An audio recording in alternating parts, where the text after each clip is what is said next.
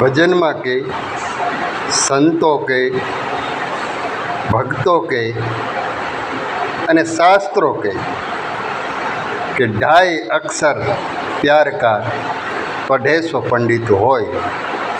तो आ प्रेम से ये आ जगत हजी समझी नहीं शक्यु। શું કામ? આજે 13 વર્ષથી 14 વર્ષની ઉંમર થાય પછી જે છોકરો છોકરી મળે, પ્રેમ લગ્ન કરીને ભાગી જાય કે હું તારા વગર નહીં રહી શકું, એને પ્રેમ કહેવાય? નહીં, ખાંડ ખાઓ, એ તો હોર્મોનનો કમાલ છે. હોર્મોનના હિસાબે આ થાય છે, આ પ્રેમ નથી. પ્રેમ ચકોરી ચંદ્રને કરે. એની ઉપમા પણ આપે છે સંતો, ભજન શાસ્ત્ર. મગજમાં લેવું કોને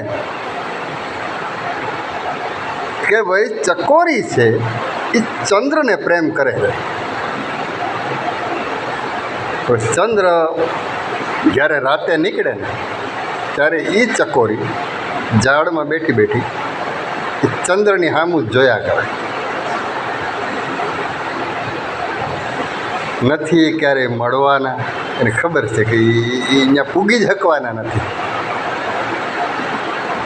પણ એનો પ્રકાશ આવે એના સામું જોયા જ કરે, એને પ્રેમ કહેવાય. આ તો લઈને ભાગી જાય કે હાલો હું તારા વગર નહીં રહી શકું. એટલે ભાઈ હોર્મોનનો ખેલ છે, એને પ્રેમ ન કહેવાય.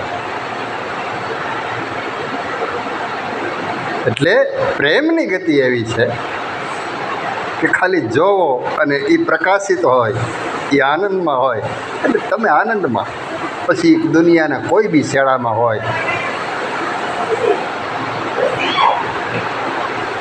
એનું ખાલી નામ લ્યો ને તમને અંદરથી ટાઢક મંડે થવા કહેવા, એને પ્રેમ કહેવાય. ચંદ્ર અને ચકોરીના પ્રેમમાં જોવો ને ત્યારે તમે એનું રિસર્ચ કરો કે ચકોરી નામનું પક્ષી છે એ ચંદ્રને પ્રેમ કરે છે. ઇતિહાસમાં લખાણું, કવિઓ ગાય અને ભજનોમાં પણ આવે કે ચકોરી અને ચંદ્ર જેવો પ્રેમ કરો. એટલે ચકોરી છે એ રાતે જ્યારે ચંદ્ર ઉગે ત્યારે ચંદ્ર બહાર નીકળે અને ચંદ્રને જોયા કરે. એટલે આ છે ચંદ્ર અને ચકોરીનો પ્રેમ. એ જ સાચો પ્રેમ છે. બાકી આ બધો હોર્મોનનો કમાલ છે. એટલે પ્રેમ છે ને એટલે લખ્યું છે સંતોએ કે પ્રેમના પ્રાગોળ હેઠ કંઈક પ્રીતાળું પોઢી ગયા, પછી ઓલા રાંકા ને રોતા રહ્યા, ભૂંડાય ને મોયે ભૂંદરા. એ પ્રેમને વાસાવત તો જગત આખું જોગી થઈ જાત. પછી ઓલી હલકી હેમાડે જાત, ભૂંડાય ને મોયે ભૂંદરા. પ્રેમના પ્રાગવળ હેઠ કંઈક પ્રીતાળું પોઢી ગયા, પછી રાંકા ને રોતા રહ્યા, ભૂંડાય ને મોયે ભૂંદરા. જો આ પ્રેમની ભાષા સમજાઈ જાત પ્રેમ વસ્તુ, તો છેલ્લે કુકર્મ કરનારા પણ હેમાડે હાડ ગાળવા જાત. તો તમારે એમાંથી એક બોધ લેવાય કે હેમાડે કાંઈક છે. જે વ્યક્તિઓ પરને પામી ગયા છે, જેના ઇતિહાસ રચાણા છે, એ હેમાડે ગયા. અને જે હેમાડે ગયા એ સિદ્ધ થઈ ગયા. એટલે એક તો તમારા મગજમાં હેમાડો રાખવાનો, અને બીજો ચકોરી અને ચંદ્રના પ્રેમની ગતિ રાખવાની કે આ ચકોરી નામનું પક્ષી છે અને ચંદ્ર છે એક ગ્રહ છે. એના પ્રકાશને જોવી ચકોરી અને એ મટકુંય ન મારે, પલકય ન કરે.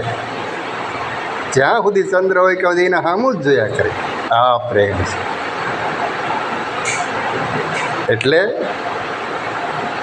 બાકી આ બધાય પ્રેમ નથી. આ તો હોર્મોનનો કમાલ છે.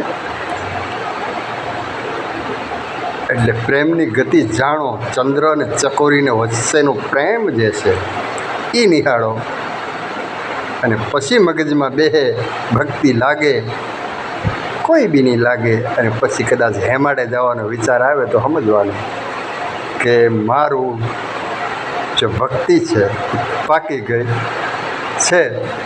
જય અલેખધણી.